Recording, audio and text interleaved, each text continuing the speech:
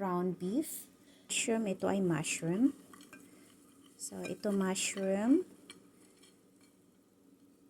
Ilagay na natin.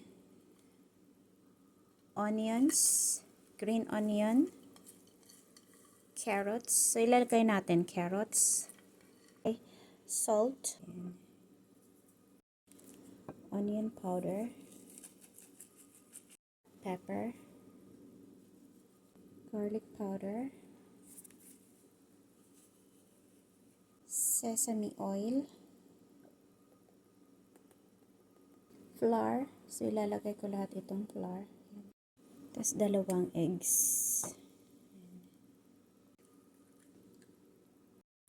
Mix na natin.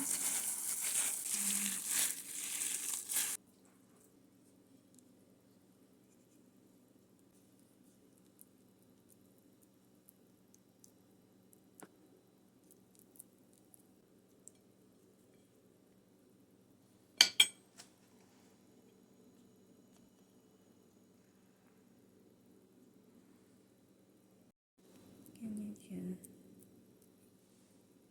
Flat na rin yan. So, ito na yung na aking nagawa.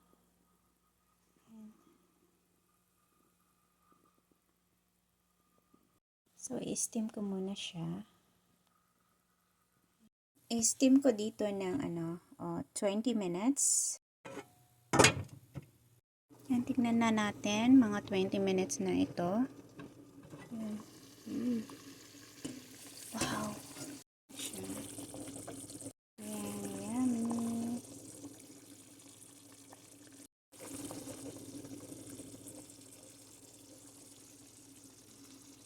Sarap. And may chili sauce ako dito. Ayan.